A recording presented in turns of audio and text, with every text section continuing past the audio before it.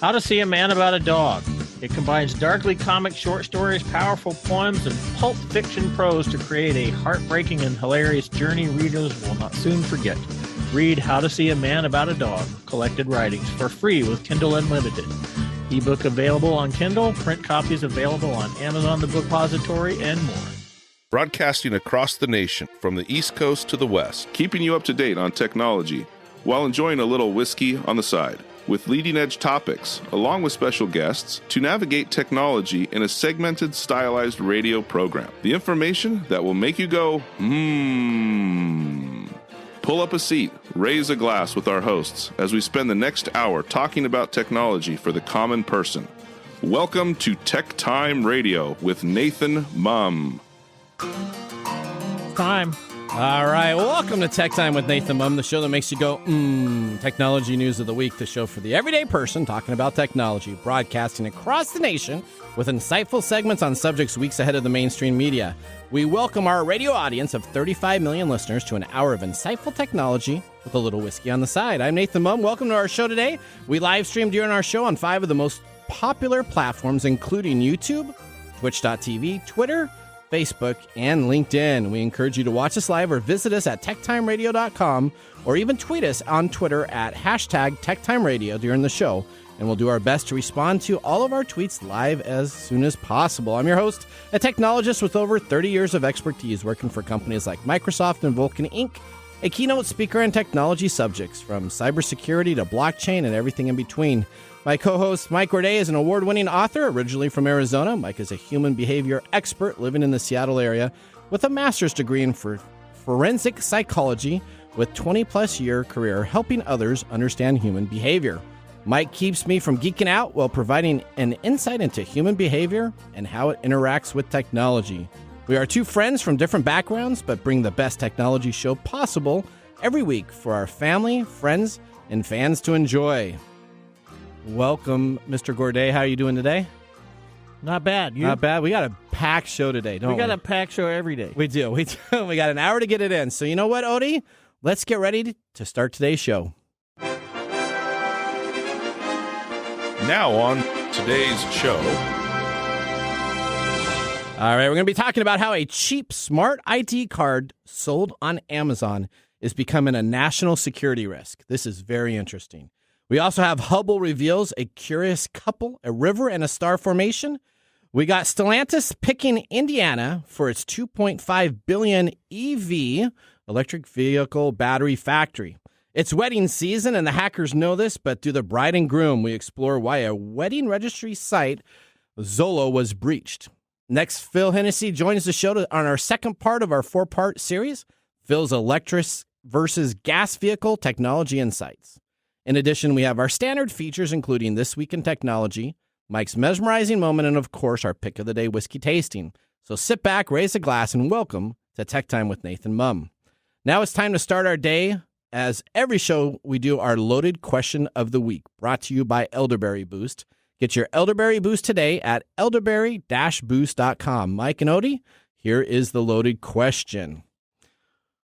What's something about yourself that you hope will never change? Something about yourself that you hope will never change. My hair. Your hair? Oh, darn, it already happened. Okay, all right. All right, Odie. I'm going to go with my brain. Your brain. You don't want your brain? No, I enjoy the fact that I know all the stuff that I know. So you never want to change it? Yeah. Okay, all right. Odie, question to you. My fun attitude. Your fun attitude. Mm-hmm. All right. Yeah. You know what I'm going to say? It's my good looks. Oh, my. You know, don't you ever wake up in the morning and look yourself in the mirror and say, dang, I'm good looking? No, Stuart Smalley. No, you don't do that? Okay. No, do you? Right. Yeah, yes, I do. Are you good enough and smart enough? I look at myself, and after I'm done with that, saying that I'm good looking, I'm ready to start my day. All right, Okay. There you go. All right. Well, that's good. Well, that was our loaded question of the week. Yeah, that was very loaded. All right, Mike, as always, we have our whiskey tasting during the commercials to see if our selected whiskey pick of the day gets 0, 1, or 2 thumbs up by the end of the show. You're going to want to make sure you listen all the way through to pick up a few interesting facts on our Marc's Mumbles that will make you go, with the whiskey facts of the week. Now it's time for the latest headlines in the world of technology. What's happening in the world of technology? This is our top stories in the first 5 minutes. All right, let's talk about this. How a cheap smart ID card reader sold on Amazon is becoming a national security risk. Earlier this month, we reported on a phishing attack that stole $23.5 million from the U.S. Department of Defense. Thankfully, the DoD caught the cybercriminals and recovered the money, but the incident highlights the need for stronger cybersecurity practices at the Department of Justice among contractors and login processes. DoD employees and contractors, along with military personnel, use an ID card known as a common access card. Have you ever seen one of those? Kind of one of those prox cards you use? I've used prox cards for many different jobs. Okay, so with the Department of Defense, they have prox cards that they normally stick in readers when they log onto a computer, when they log into something, so that they know that that physical person is there. You've seen this on Mission Impossible, any spy movie. They got to steal the security guard's badge so they can get in and they can log into the computers. Well, let me tell you a real-world scenario. Essentially, there is not an approved card reader for our United States government to use. So most people, when they go home, government employees and contractors, often turn to the internet to find the most reliable card readers, and most of them look to Amazon.com. No way. Yes. Now let's talk about this. The SAICOO, Department of Defense Military USB Common Access Reader with over 11,000 ratings is available for $14.47 and has become our biggest security breach yet in the world. Oh. With the purchase of this $15 card reader sold by SAICOO on Amazon, the device has a 4.5 out of 5 stars and appears to be the sponsored section list for everybody that wants personal identity verification, PIV card readers, or the CAC, which is the government criteria for a card reader. The listing and the reviews would suggest that this particular CAC reader is safe and a reputable device. However, when you plug in the device into the computer running Windows 10, a message saying that the device's drivers weren't functioning properly prompts Windows to find newer drivers on the vendor's website. Is that where it gets problematic? Yeah, so you plug in this device. You got a Windows 10 device, same for Windows 11, but specifically Windows 10s. It'll say, oh, you need to update to the most newest drivers.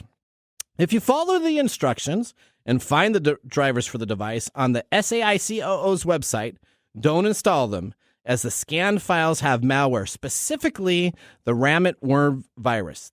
Ramit has been used to sophisticate a process of data exploitation that attacks and spreads among other users to take information from removable drives and files and share them with others. This behavior is particularly alarming as it's infected USB drives that could compare to on-air gapped government networks. So essentially what happens is you load the drivers, it loads this item that will then essentially cause people to have this USB data compromise that's available for anybody else that would plug in a device. It's exposed a potential significant national security risk, considering that many end users might want elevated clearance permissions to use their PIV cards. So if you think of that, if you're an admin, you have one of these cards, you log into the computer admin system, you plug it in, and then boom, all of a sudden you have elevated access. Now this hack is able to have malware that's unknowing to the company give outside access to people to access that information. That was a whole lot of stuff that just went right over my head. Okay, so essentially this is a card reader that Amazon's selling. So Amazon sells a card, and when you update the drivers, it installs malware that has created problems for the government. That's correct. So, and once you install this software driver, you have no ability to remove the software itself. You would have to go back to the drivers and remove them themselves. Now, Amazon has been alerted to this, and essentially they're taking a look at either possibly removing this card or working with the company to update its website drivers. If you actually contact the SAICOO's website, you'll find out that they are not planning to do anything different, but are saying that essentially you will not have to load drivers on this for the new Windows 11, so do not load their drivers. So they're not saying that there was a malware that was in their software. They're not saying that there wasn't, and we absolutely know that there is. Okay. But they're saying if you have Windows 11 cannot confirm soon, or deny that you will not have to worry about loading their proprietary drivers. All right. All right, you got story number 2. Yeah. All right, you're up. Okay. For those that enjoy astronomical phenomenon, NASA has released some Hubble photos of some very interesting phenomenon out there in the galaxy. Okay. One of them is a duo of galaxies where one is superimposed on the other, and the other is a stream of star formations. So Hubble captured images of IC 4271, also known as ARP40. It's a peculiar pair of spiral galaxies that are about 800 million light years away. In this system, the smaller galaxy is superimposed over the larger one. Looks like the galaxies are colliding. Okay. Which, we were talking about last night. In our production. In about 5 billion years, our galaxy is going to collide with the Andromeda galaxy. Okay. But that's okay because in about 5 billion years, our sun's going to go away. So we won't be here to enjoy that. We don't have to really worry about it. Yeah, we don't have to worry about that. Okay. The bigger galaxy is called a Type 2 Seyfert galaxy, which has supermassive black holes at its center and releases large amounts of radiation along its accretion disk, okay. which is what gives the spiral galaxy its shape.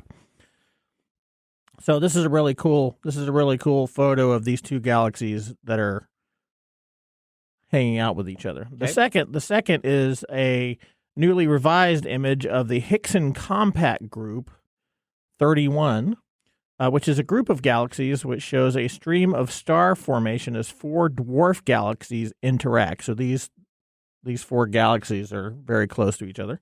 The bright distorted clump of blue-white stars is called NGC 1741, a pair of colliding dwarf galaxies. A cigar-shaped dwarf galaxy to the pair's right joins them with a thin blue stream of young blue stars. So all this star stuff that makes up these galaxies are creating new stars in this cluster. Okay. And that's what's going on in the world of astronomy. So the Hubble telescope, remember when it first got released, it was had all these problems, right? We've talked about this before. We're bagging on Hubble, man. All right, so they fixed everything. Right. So they fixed everything. And they didn't use that card reader. And they didn't use the card reader. Of course they didn't. But now we got these great photos that come from it. So it must have been not the hardware that was problems with the Hubble telescope. It was the actual software that they had to correct and make corrections to. That's right. So there you go. Coders, congratulations. Story number 3. This cool new one is going to be showing us all kinds of newer. The one that's going to be launched. Yeah. I think it launches this year. year. The James Webb. Yeah, it launches later this year, I think. That's right. Story number 3, we got Stellantis picks Indiana for its $2.5 billion electric vehicle battery factory with Samsung. Stellantis, the parent company of Dodge, Jeep, Chrysler, has selected Kokomo, Indiana, as the site of the next electric vehicle battery factory. Way down in Kokomo. All right. The plant will be built in partnership with South Korea's Samsung SDI, which is the leading EV battery maker. The company's made the announcement today, alongside Indiana Governor Eric Holcomb and several other local officials in Kokomo. The new factory will create 1,400 new jobs and cost $2.5 billion to construct. Though Stellantis and Samsung are willing to spend up to $3 billion on the project, Marc Stewart, the chief operating officer for Stellantis, said at the press conference the cost will be split between the two companies. The new facility with these jobs will be one of the largest United States electric vehicle battery making stations statewide, and will be the third largest in the world itself. Now we're going to be talking a little bit that about goes along with what we're going to be talking about today. We got Phil back, and he's going to be talking specifically about electric car batteries. And this story breaks in the morning news. How perfect could that be? That was a perfect setup. That's like setting that ball up to the volleyball net, coming down with that powerful spike. Boom. Yeah, there you go. You're good enough and smart enough and there you go. All right. Well, Mike, our time's up. We got through the top stories of the week. If you want to learn more about this, please visit us online at www.techtimeradio.com and click on our episode section or blog to get more details on these stories and features. Now, it's a great time for you to sit back, relax as we go to our break. But up next, we have our segment Protect Yourself Today as we look at cybercrime, hacking, and data compromises and how you can protect yourself from these traps. Again, we have Phil Hennessy that will be joining us on part 2 of our 4-part series, Phil's Electric versus Gas Vehicle Technology Insights. We'll be right back. You're listening to Tech Time Radio with Nathan Mumm. Hey, Mike, What? Have you heard of elderberry? Only in reference to a Monty Python movie. Well, let me tell you, Elderberry Boost. Again, that's elderberry-boost.com. Elderberry Boost. Yes, Mike, that's Elderberry Boost. You can choose organic Elderberry Boost, that 8-ounce size. That's available on sale right now at $11.99. But you're listening here right now on TechTime Radio, so you need to go to Elderberry. That's ELDERBERRY-boost.com and get some today. Elderberry Boost. Elderberry is an all-natural organic immune system booster and antiviral. Elderberry is known to actively fight against viruses, including colds and the flu. It also works as a natural remedy for allergies, cancer, digestion, heart disease, high cholesterol, headache, toothache, weight loss, and reduced inflammation. It's a natural and healthy diuretic and has many antiviral properties. While it is famous for fighting the flu, it is effective for any illness. Elderberry Boost was created to provide a quality organic elderberry to their customers. After searching years ago for a perfect elderberry syrup, none could be found, so they essentially created their own homemade recipe. If you would like to get 15% off your first order of Elderberry Boost, just put in the discount code TechTime at checkout. Again, that's elderberry-boost.com. Elderberry Boost. Hey, Mike. Yeah, what's up? Hey, what would you recommend for someone that's looking to launch their career in coding? Treehouse, man. Treehouse has one of the best and most affordable online classrooms for you. At Treehouse, they've rethought the learning process and built a proven system to get you the skills and knowledge you need to achieve your goals. That's awesome. When you're done with the course, you haven't just watched a video. You've learned, practiced, and absorbed the concept, or choose to build your portfolio. Create a network and land your dream job with their boot camp style tech degree program. Land a dev job this year. Okay. Whatever your goal, we'll get you there. Get 50% off your first month as a podcast listener. It's teamtreehouse.com/signup_code.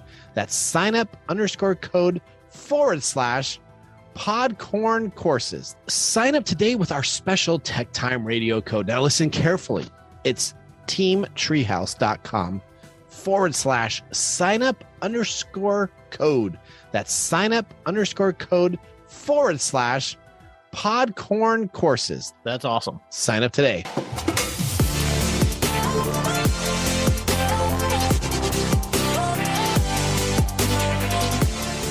All right. Welcome back to Tech Time with Nathan Mumm. Tech Time Radio is an hour technology show that talks about current technology in a simple format without having to geek out. Brought to you by myself, Nathan Mumm, and Mike Day. We just had our first whiskey tasting during the break, and now let me tell you all about what we're sipping as our pick of the day. Today we have chosen the Old Overholt Rye, 114th proof, $32.95. The distillery is Jim Beam Distillery, Old Granddad Distillery in Claremont, Kentucky, USA. It has a simple nose compressed of corn and oak notes with a slight honey influence. The palate is equal sweetness and wood and spice, and it has a long finish. What do you think about that? I'm not the hugest fan of straight ryes, but this one's not bad.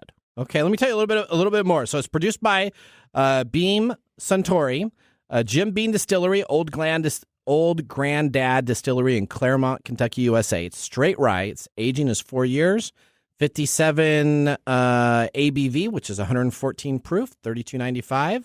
Now, the best part about this is American history is Old Overholt, particularly, is considered among the oldest continued whiskey brands in the country. It has been made through wars, prohibition, and whiskey bust. The sip is a full and earthy, dry, spicy notes, all layered with a different type of grain flavoring. What do you think? So this has been around for a while. If you look at the label, isn't it cool isn't it cool that they can say that they were making whiskey when it was illegal? So Isn't that cool? That is kind of cool, isn't it? So they made it during the prohibition, right? That's right. We made whiskey when it was not illegal. That's right. We were hiding it in barrels in the back. I mean, many stories in the prohibition time. You could have probably still got yourself an Old Overholt. One of my old relatives was a whiskey runner. Really? Yeah. Okay. All right. Well, still stay tuned, though, because we got Marc's Mumbles calling all why he likes this whiskey and what he likes about it. So it's not a bad. It's a pretty good taste. It's a pretty good taste. I wouldn't say it's as good as last week's. Last week's was got pretty a good good finish. It's not a bitter finish, though. That's a big part, right? Yep. I like having that smooth finish. All right, well, now we're going to move on from our drinks. We're going to get ready to talk about breaches, cyber attacks, and identity theft across the globe. Mike, this is the uplifting, inspiring part of the show that you love so much. I love this part. All right, let's get ready to start this segment. Protect yourself today. All right, it's wedding season, and hackers know it. Hackers breach Zolo, wedding registry accounts, and make fraudulent purchase. The company says the cash transfers were blocked, but that it's aware of unauthorized gift card orders. So this is essentially one of these websites that you go into, you sign up if you're getting married. They have like the knot.com, and they have, since you just got married, you would all know all about this, right? We didn't do a registry. Okay, so this is the registry itself, and Zola is considered one of the top 2 or 3 registries for people to go to and put items on there. Not Walmart? No, not Walmart.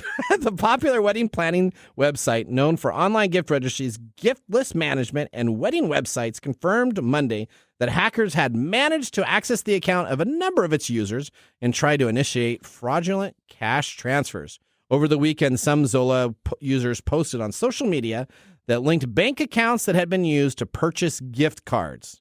One tweet flagged by a Reddit user claimed to show that the cracked Zolo accounts had been resold on the black market and had been used to sell other information, including gift certificate vouchers. Volo's director of communication, Emily Forrest, told The Verge that the unauthorized account access took place through a credential stuffing attack, where hackers test out email and password combinations stolen from other breaches across a range of websites to target people using the same password on multiple sites. Those persons. All right. On Sunday, they sent out a mass email informing users that their account passwords had been automatically reset. Zolo say this action has been extended to all site users out of an abundance of caution. Though the mass majority of them were not affected, both iOS and Android versions of the app were also disabled during the incident, but have since been re-enabled. Zola does not currently provide any two-factor authentication We know what that for means. its accounts. Now, making credential stuffing attacks far easier to achieve than most of the other sites that are their competitors. The lack of secondary authentication process goes against best practices for sites like Zolo, which handled a large amount of personal and financial sensitive user data. So to protect yourself today, this is the key atom that you need to take back from this and put it together to say that one of the most important items for security is to have secondary authentication like multi-factor authentication.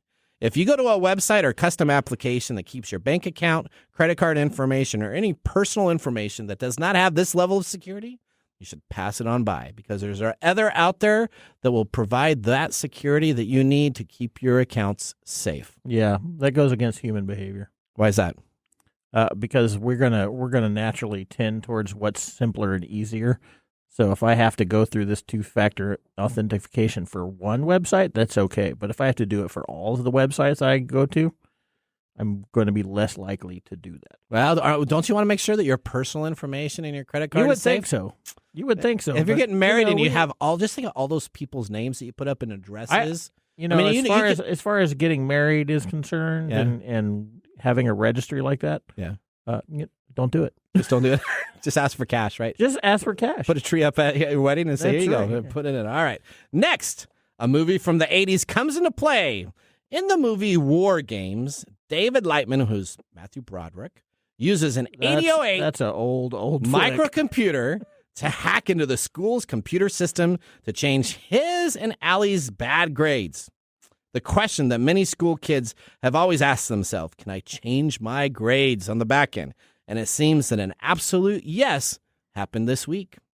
Researchers find a backdoor into school management plugin for WordPress websites. Multiple versions of the WordPress plugin by the name of School Management Pro harbored a backdoor that granted adversaries complete control over vulnerable websites. The issues spotted in the premium versions, 9.997, have been assigned the CVE identifier, which is the system that ranks hacks, as a threat rating of 10 out of 10 for severity. So this is an easy exploited hack. Out of the scale of 1 to 10, this is a 10 out of 10. Really? The backdoor, which is believed to have existed since versions 8.9, enables an authenticated attacker to execute PHP code on the site where the plugin is installed. So if you have this into your WordPress website, your plugin, they can grab full PHP code information into the site. School management is billed as the WordPress add-on to manage complete school operations. It also claims more than 340,000 customers on its premium and free WordPress theme and plugins. Now, if you had the free version, you were secure.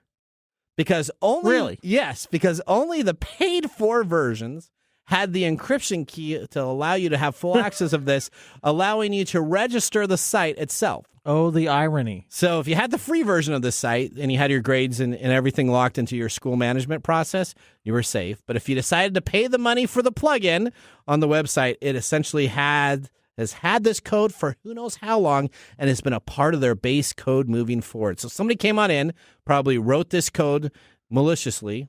Nobody realized that, and every version of updates with this plugin gave them access to come on in there and hack away at this plugin. Well, there's a plug for getting your free software. All right, so let me talk about it. Now, WordPress is a free and open source content management system that is used by many websites, including our own TechTime Radio site. Yes. Any website that uses WordPress that is, and this is currently 455 million sites in the world, needs to protect themselves from using plugin and add-ons for customization on the site.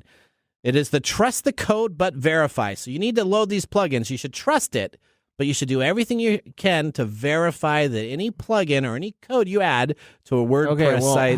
How does somebody that like me, I'm doing my website and I like this plugin. I'm like, hey, that sounds like a pretty cool plugin, but I don't know jack about what goes into this. How do I check that out? How do I trust but verify? How do you trust but verify? The first thing to do is to go into look at reviews from other individuals. So you can go and take a look. So if you have a plugin that has 6 reviews and everybody likes it versus one that has 10,000 reviews, somebody hates it, somebody's in the middle of it, somebody that likes it, you really want to have a plugin that has a hate factor, a middle factor, it's okay, and somebody that's loving it. You don't want to have the one where everybody loves and there's 6 reviews, because the chances are that's going to be malicious code. But there are software companies out there, and there's free software where you can go and you can test your WordPress site.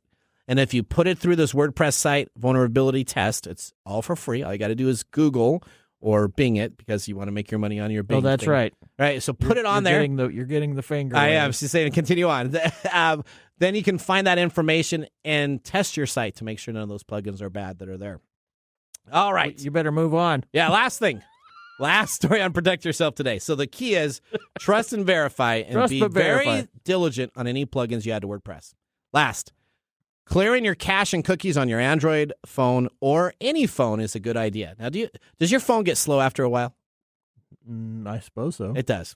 Okay. So what's happening is people have these internet browsers that keep on having more and more information. Specifically, Chrome is one that has a lot of, as much as it's really nice and uses, it's got a lot of software leaks in it where it will not reset itself when it closes and comes back in. Well, heck. So what you need to do, and you should do this on your computer, you should do this for every machine that you have that has an internet. Every week you should go on in and you should delete the cache. Now, you don't have to delete your cookies, which cookies are not the same cookies as you would have for a good old cookie jar, but specifically any cookies that you have, you could leave those there. But going into your cache, which are cached websites, old information, you should delete that once a week.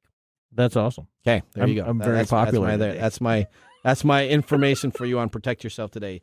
2 areas on how you can have that. We need to drink some drink. All right, well, this is our segment, Protect Yourself Today. Up next, we have This Week in Technology. So now would be a good time to enjoy a little whiskey on the side, as we will be doing so during our break.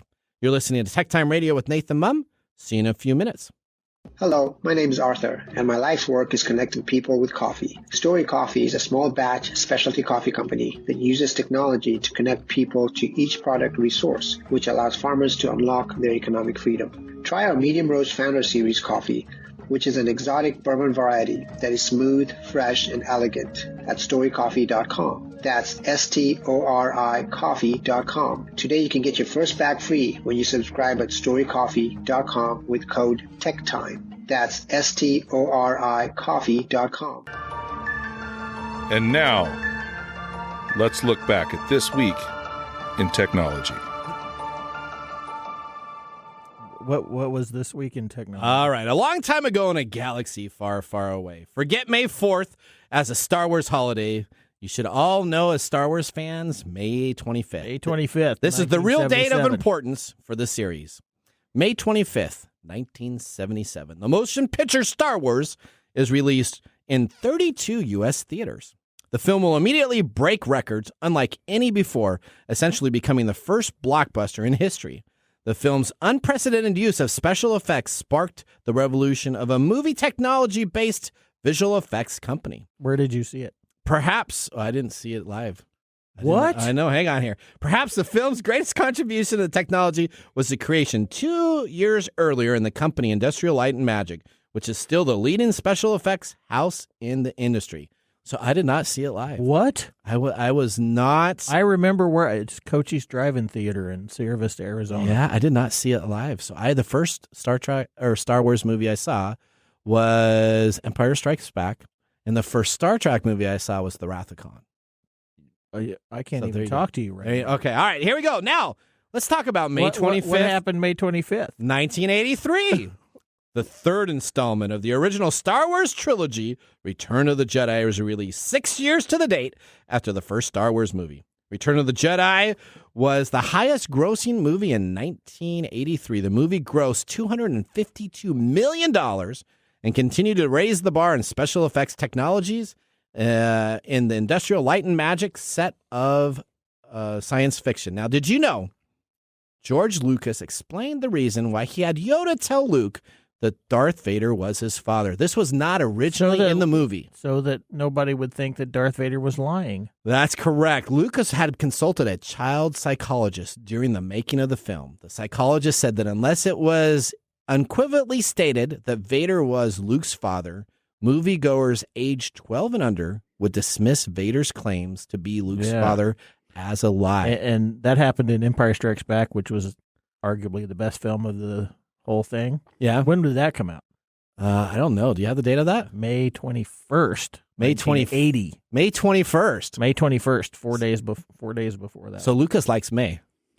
May the 4th be with you. There you go. Okay. All right. That was This Week in Technology. Have you ever wanted to watch some time history? Well, with 2 years of videos, all you need to do is visit TechTimeRadio.com to watch our older shows, sign up for our newsletter, or join the Tech Timers Face group to talk with us live all the time. We're going to take a commercial break. When we return, we have our Ask the Expert segment with our guest, Phil Hennessy. Hey, Mike, did you know that Unidragon puzzles are a great relaxation? Yes, I did. The 21st century widespread digitalization pushes people to have gadget-free rest. In this case, puzzles become a convenient and actual way of having rest. Yeah, they're a great way to relax. They give your brain a reboot. Is make sure that you visit unidragon.com with the discount code for 10% off with the code TIME10. That's TIME, the number 10, for all of our Tech Time fans across the nation. Do you know that puzzles are relatively simple tools that solve a complex range of problems? In game form, we learn useful analytical and communicative skills that will find the application in work, study, and other spheres of life. Yeah, they are great forms of relaxation and revitalization. Do you know that Unidragon's collections now have dinosaurs? Oh, that's one of my favorite things. You got to make sure you keep the promo code. It's TIME10 because all of our audience across the nation can use TIME10 to receive a 10% discount at Unidragon. That's unidragon.com. Don't be fooled by other imitation puzzle makers. Visit unidragon.com, the only spot for your true thinking puzzles. And now for Marc's Mumbles.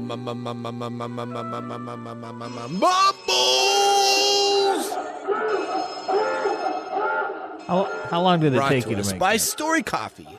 Visit StoriCoffee.com. All right, Marc's Mumbles. We just had our whiskey tasting during the break. The old Overholt, 114th proof. Here's what Marc has to say about this.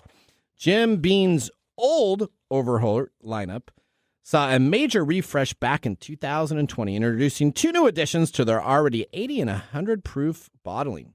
An 11-year-old offering that still eludes us, and this bottle, the Old Overholt 114th proof. Overholt.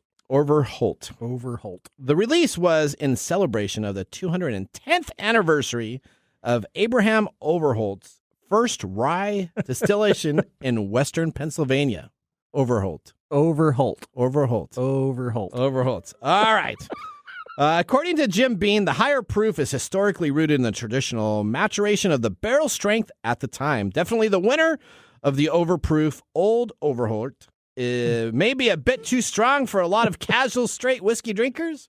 So if it's a solid option on your next cocktail, make sure you add it to make that awesome Manhattan instead. There you go. Overholt. You just can't get that. That's how I read Overholt. it. All right, here we go. Okay. All right, let's go. Welcome back to Tech Time with Nathan Mumm, our host of our technology show. I got my Lie to Me expert over here, Mike Gorday, and we are getting ready now to move into our next segment where we're going to be talking about Phil's electric versus gas vehicle technology insights. Welcome to the segment we call Ask the Experts, with our TechTime Radio expert, Phil Hennessy. All right. Last week in part 1 of our series. Oh, there he is. Episode 101 of TechTime Radio. You can always visit us at the website or listen to it and watch it in its entirety at techtimeradio.com. We talked about the difference between electric vehicles, EV, versus hybrid plug-in vehicles, and the range of miles you could travel for each vehicle. This week, it's all about batteries and Phil's electric versus gas vehicle technology insights. The question that we ended last week's show with, to charge or not to charge? All right, electric car batteries should last for many years. In fact, manufacturers routinely warranty the replacement of such batteries for 8 years or 100,000 miles, whichever comes first. Because electric vehicles are still so new, the jury is out on the durability and longevity. That said, manufacturers such as Honda are stepping up by offering lifetime guarantees on battery packs, removing an important concern for customers. Phil, welcome to the show. Happy to be back. All right. So let me ask you about this. The battery is the most noticeable difference between gas and electric vehicles today, right? Yes, sir. As we explore this feature, tell me a little bit about the charging process of an electric vehicle. Is it as simple as an extension cord plugging in from your garage? How does this process work? Because it's quite a bit different than that gas vehicle that I can park and close in the garage. Absolutely. So I think the first thing, it's as simple as and hard as plugging in a phone. What do I mean by that? There's a lot of different types of connectors we're going to talk about in a little bit. And then there's high power chargers and low power chargers. But it is as simple as plugging the vehicle in to a charger and it will automatically start charging. Now, there's a lot of caveats to that, which we'll talk about a little bit. Okay, great. So it's as simple as charging it in. I don't think it's that simple. It's not that simple. I don't think it's not as simple as plugging something in. Okay. My son's an electrician, and let me just tell you, he says there's a lot of work to go to get these things in there. But I got next one. That's the caveats, exactly, Nathan. That's the caveats we're talking about here. All right. So explain this right here. What is the process to get a charging station installed in your garage at home? What do you have to do to get that taken care of? Well, so basically you're going to get what's called a level 2 charger, and you're going to have an electrician come in and install it. You have to have at least 220 and have it installed and make sure your electrical system is up to code for that. So the cost for the charger is anywhere between $500 and $1,000, and then anywhere from $500 to $2,500 for the install, depending on how well your system is and what type of system you have at home. So there's an additional charge with that. You think that's cheap? Now all of a sudden you got to have an electrician come on out, plug in this. I remember when I was working as a car salesman, the government was selling subsidies and credits for doing kind of like solar panels and other type of stuff. Okay, all right. Next question. We have gas stations all over the United States. How do we have the same thing for a charging station? So I can go down to any AM/PM. I can get gas. I can get myself a Slurpee, and I'm all taken care of on my long journey. What am I going to do here about charging convenience stations? Are there any of these, and how do you know about that? All right. So one, I asked Nathan to kind of come on and talk about this is I was sitting at a rest station in Maryland on I-95. Yep. And I was looking at the gas station and then I was looking at the Tesla chargers. Okay. And there's 3 or 4 people deep on the Tesla chargers waiting to be charged. And they're waiting and waiting and waiting for the people. I felt bad for the person who's like number 5, right? And then the gas, it takes about 5 minutes to fill up your tank. So you're pumping cars out of that gas station left and right while you're waiting there to charge your vehicle. Yeah, let's talk about that. So charging, are Teslas different than other electrical vehicles too? Because I've seen, or driving around, I see electric vehicle charging stations, and then I see a big Tesla emblem, and I don't know, is it the same? Are they different? So Tesla, of course, is different. There's no industry standards. So we can talk about that a little bit when we get to types of different plugs and all of that. But there's different standards for different vehicles because of different industry. So hopefully what we're going to see at some point in time is that like we have seen in regulations for cell phones, everybody's going to, common plugs. I would hope that the industry is going to do the same since it's a very new industry right now. That hasn't really happened with the standards, but I sure hope those standards are going to come out in the next couple of years because otherwise you're going to have multiple different plugs and chargers and all that fun stuff, which doesn't make sense. So if you have an Apple car, you're in trouble. Yeah, you got the lightning chargers, or the Tesla's like the lightning charger, yeah, and then everybody else is USB-C, right? So you can go to everything else. Okay, well that's back to your original question. So here's an interesting couple stats. There's about 130,000 convenience store fueling stations, gas stations in the country, give or take. All right. Okay. The numbers are off a little bit here and there, looking at what you read, but there is about, as of January of this year, there's about 113,000 charging ports. So, a gas station has multiple pumps. Yep. So this is the number of ports. So we only have about one charging outlet for every service station in the country, and most of them are not at service stations, but that's the kind of equivalent. So that's and in 2030, we're looking at the stats are that the electric vehicle fleet in the United States will be about 26 million vehicles.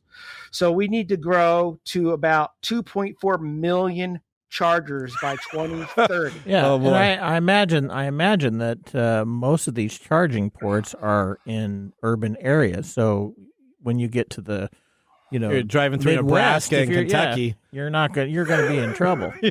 You're hoping you got solar power chargers. You're going to be. You better have a really long extension cord. All right. Okay. And so one other thing to that, just kind of is there like an app or something? How do you find out about these charging? Absolutely. Okay. So there's a bunch of apps out there. There's I think the top 5 are out there, and it's ChargePoint, EV Connect, Green Flux. There's a couple others, and they all have basically the same type of functionality. They can help you find the charger. They can do route planning. To Mike's point, if I'm driving cross country, I want to know where the charges are I'm stopping for. Instead of worrying about stopping at a truck stop, now I got to find my charger too. They will have sometimes a wait list, which is what I was talking about before, right? Is how many people are in line, which is interesting. They can even do that. The charging status for your vehicle, those types of things. So they're definitely there. You can help do route planning. Obviously, Tesla has their own website and all of that, and built into the cars. So it at least helps you find that charger that you need for your specific type of vehicle. Now, are these charging stations free? Are these free for everybody to use? No. Absolutely not. What? How much is a charging station? It's just electricity, right? It's just electricity. Well, so that is a great question. So right now, I believe, don't quote me on this one, but Tesla does provide that as part of their vehicle package, at least for the first year, I believe. Okay. But for the rest of everyone else, there's a home charge, right? You can charge your vehicle at home. That's a certain electrical rate. Okay. And for a 150-mile battery, we'll call it, it costs about $7 with average electricity rates to charge your battery at home. It costs double to triple that if you're out somewhere using a level 2 or level 3 charger or a fast charger. So you were paying a premium to charge at home. It's going to be about, could be around 8 to 15 hours, I think, to charge it. Whereas a fast charger, level 3, which is what you want to pay on the outside, is going to take about a half an hour to charge, and you're going to pay for that. Okay, so there it sounds like there's different charging levels. Is that correct? Because you just said a fast charge. It's like different octanes. Yeah, it's just, so you got like the cheap unleaded, you got That's the right. premium. So is there different levels of charging devices then? Right, exactly. So there's what's called a level 1, a level 2, a level 3, and the level 3 is broken up into 2 different levels as well for rapid charging, and I forget the other brand name, but it's a Tesla brand. But basically what that means is a level 1 is you plug the charger into your socket at home, and it takes up to 30 to 40 hours What? to charge your vehicle. Oh, my You better word. not be going anywhere. So you got to use it every other day. I got to take my electrical bike to work the other days, huh? That's a level 1. Now, again, if you only use it 25 miles a day, right, you could go for a couple days with that and maybe charge it over the weekend or something, Okay. right? So level 2 is where you have to have it installed, where you're going to start spending money, right? And then 150-mile battery, we'll call it about that, takes about, depending on the charger and some other things, 2.5 to 4 hours to charge. Okay. All right. And then the speed charger, which is our level 3, takes about 30 to 40 minutes, sometimes less, to charge as well. So again, going back to my story was that, I see these folks, even Tesla, even 15, 20 minutes for them, their chargers in their vehicles. It's still 15 to 20 minutes. And then there's another person behind you, another person behind that. So you might be waiting an hour and a half on a busy charging section if you're on like I-95 or another big thoroughfare. Wow. Yeah, Wow. you're So does the rapid charge hurt the battery? Because I have some home rechargeable batteries, right? And so if I do the trickle charge, my batteries last longer. But then if I do the real fast charge on these, I got to throw them out after about 50 charges or whatever. Right. And surprisingly, not as much as I thought for that one. For 2 different reasons. 1, the battery technology is designed for it. And 2, honestly, most vehicles are not going to be using the fast charge. They're going to go what's the level 2, which is a slower charge, which is better for your battery because you'll be charging it from home on a level 1 or level 2. So there's not as many level 3 charges you're going to have, 1. And 2, even if there was, you used a lot of them, which we'll talk about in a second, in a study that was done, it only drops your efficiency loss by a couple percentage points. So what do I mean by that? So they did a test after 50,000 miles doing 2 cars with all level 2 charging and 2 cars with all level 3 charging. And the level 2 cars lost 23% efficiency or capacity, 23%. Okay. So 1 year gone, the vehicle, regardless, lost 23% of the original battery capacity. Wow. And then a level 3 charger, all level 3 for 50,000 miles was 27%. So it wasn't that much. Well, it wasn't that much. I don't know. But the major loss is just, you do have a loss, just like your computer, your phone, right? Over time, doesn't matter. Even if you're charging it really well, it was over a 20% loss after 50,000 miles. Wow. There you go. So you got to give up these insane gas prices for time. As we sit there. Right. So then you can be on your I'm Apple. gonna call my boss and say, hey, I can't come to work because I'm in line for my charger. All right. Now. Well, Mike, I'm looking forward to talking another 2 shows from now about the total cost of ownership, and we're going to see some interesting things. Okay, the president signed an executive order that sets an ambitious new target to make half of all new vehicles sold in 2030 zero-emission vehicles, including a battery electric, plug-in, hybrid electric, and fuel cell electric vehicles. Thank you so much, Phil, for joining us. Next week, I want to ask this question. How does America compare to the rest of the world in the race to zero emissions? All right, we'll see you next week. Now we're going to take a commercial break. When we return, we have Mike's mesmerizing moment brought to us by StoriCoffee and Pick of the Day. So sit back, raise a glass. You're listening to TechTime Radio with Nathan Mumm. How to See a Man About a Dog. It combines darkly comic short stories, powerful poems, and pulp fiction prose to create a heartbreaking and hilarious journey readers will not soon forget. Read How to See a Man About a Dog, Collected Writings, for free with Kindle Unlimited. Ebook available on Kindle, print copies available on Amazon the Bookpository, and more. This is Mike's Mesmerizing Moment, presented by StoriCoffee. Visit StoriCoffee.com. All right, here's my question for you, Mike. Yeah, All right, so we talk about psychology of adding Yoda saying that Luke was essentially the son of Darth Vader. Yes. Why is it important in movies to have that realism for kids that are 12 and under? Well, because as you read, if there was not a confirmation by a good figure, then it might have been dismissed as a lie by the evil figure. So we have a confirmation from a trusted source that says, yes, he is your father.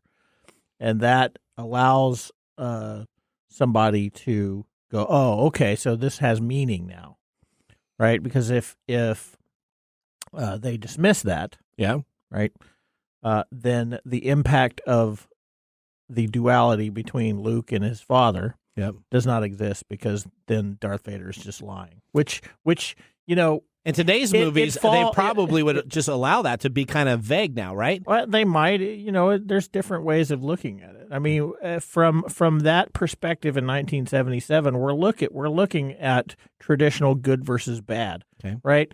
Darth Vader is all in black. Black is bad.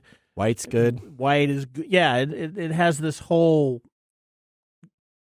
yin and yang type of yin and yang type of thing. So if you have the main character who's evil and everybody is afraid of and saying stuff like, "Hey, I'm your dad," then you could have some like, issues. "Oh, you're just lying." But when someone like Yoda comes along and says, "Oh no, he was right. Yeah, he was your dad." Oh, like, oh crap. And then it has to be true. It's true. You got a guy. What are we going to do now? And that adds that little level of complexity to it. So and then Luke and Leia are sister and brothers. I mean, it's just always revealing each and every show. That's a whole nother question, dude. All right. Okay. All right. Well, we need to now move to our pick of the day. And now our pick of the day for our whiskey tastings. Let's see what bubbles to the top. All right, our pick of the day, we have the Old Overholt. Oh, you said it. I'm really trying. You were getting at me during the break. 114th proof straight rye whiskey. This is a lot of punched pack. I'm feeling it. Let me just tell you, the 4 years straight, it's gone through me very well. So, is it a thumbs up or a thumbs down from Mr. Gourdet? I'm giving it a thumbs up. Okay. I enjoyed this one. This one is you enjoyed rye it? whiskeys, yeah. That's a really good. So you know what? I will give it a thumbs up. I like it. I don't think I would have it just straight. I think I would put in an old fashioned or another mixed drink with that. Probably a little bit of ice in there too to kind of make it a little bit smoother. I think it has a little bit of a bite, but I do give it a thumbs up also. Odie, what did you think of it? I didn't like it. You didn't like it? I didn't like it. Thumbs down. Thumbs down. What? Yeah, it was too bitter. She didn't like bitter? Yeah. It was Is that really an old people smooth. joke? No. It was smooth going down. Okay. But the taste was just too strong. It was just too strong. Okay. Yeah. All right. Are we sure about that? Because this from the one that likes the cheap Canadian whiskey. Yeah, she loves the cheap Canadian whiskey. That's right. It does the job. And you know what I found out It today? does the job. She said that we're on an old station. Okay. What'd you think of that? About that? Listen. As we come on That's in, a hey, old people station. All stations have formats. The format here is oldies. Okay. And That's it's right. It's not even like Dude, we got young oldies. This is specifically 50s, 60s. Oh, John Tesh. That's right. Man. We Yeah. got this boots were made for got walking. I know. Elvis Presley on a clock behind you. That's not Elvis. Classic. That's not Elvis. That's not Elvis? No. Oh, who is that then? James Dean. James Dean. Okay. Wow. Okay. All right. Well, Mike, we're almost out of time It's here. okay. It's all right. We want to thank our listening audience, and hopefully they had a great part of being on the show today. You can always visit techtimeradio.com and click on Be a Caller and ask us a question on technology, and we'll add it onto the show. All right. So the question that we asked today regarding the slow phones, that was actually a question from one of our listeners asking how can I speed up my phone. So we talked about deleting your cache from that. So we're good to go on all that. Also, if you click on the Be a Caller, you can ask us a question and we'll actually play that audio on the air itself. So if you want to talk back with us, just take a look at techtimeradio.com. Also, sign up for our newsletter. Mike Roday and I write articles once a month about different technologies. I think we're due for another one here. Yep, you can always stay connected by signing up for our newsletter and looking to win some very cool prizes. All right, from all of us at Tech Time, I'm honored to be the host of today's show. I wish you a great week, and remember that the science of tomorrow starts with the technology of today. Bye-bye. Bye-bye. We'll see you guys next week. Thanks for joining us on Tech Time Radio. We hope that you had a chance to have that moment today in technology. The fun doesn't stop there. We recommend that you go to techtimeradio.com and join our fan list for the most important aspect of staying connected and winning some really great monthly prizes. We also have a few other ways to stay connected, including subscribing to our podcast on any podcast service, from Apple to Google and everything in between. We're also on YouTube, so check us out on youtube.com/techtimeradio, all one word. We hope you enjoyed the show as much as we did making it for you. From all of us at Tech Time Radio, remember, Mumm's the word. Have a safe and fantastic week.